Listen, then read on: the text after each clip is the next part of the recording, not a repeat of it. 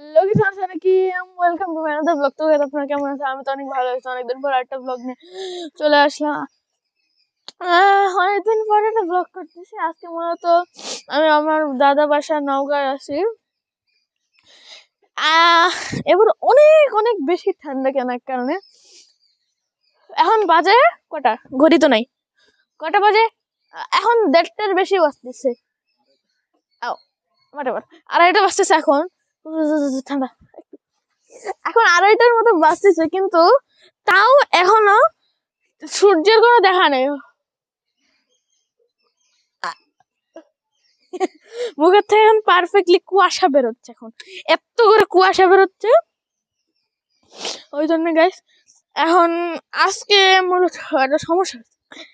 এতদিন আমি সেই আসছিলাম 17 তারিখে, আমি 17 তারিখ। আপনি প্রথম দিন যে ব্লগ করছে আমি 17 তারিখ আসছিলাম, ঠান্ডা লেগে 17 তারিখ আসছিলাম। আর আমার চুল কাটছে, আমাকে বলবেন আমাকে এই কাতার লাগে কেমন লাগে, কাঁথার মতো নাকি ছাগলের মতো।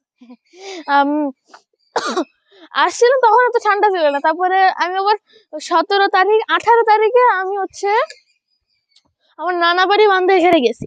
তারপরে 27 তারিখে আবার এখানে নওগাঁ বাসায় আমার দাদা বাড়িতে চলে আসছি। হ্যাঁ, ভালো কথা। না, বান্ধা এখানে চলে আসছি। এখন আমরা আসি 27 তারিখে, আজকে 5 তারিখ। এই 5 তারিখে আমরা যাব। ট্রেন ছিল সকাল 11টা 10-এ। কিন্তু আপনারা তো ভাবতে পারেন, ট্রেন যদি 11টা 10-এ থাকে তাহলে এখনো কি করি আমি এখানে। Train late. ট্রেন কিরকম লেট জানি, আই গেস দাঁড়ান এক সেকেন্ড, দাঁড়ান এক সেকেন্ড। ও হ্যাঁ, মানে ট্রেন আট, কি রে, এক সেকেন্ড গেস, কি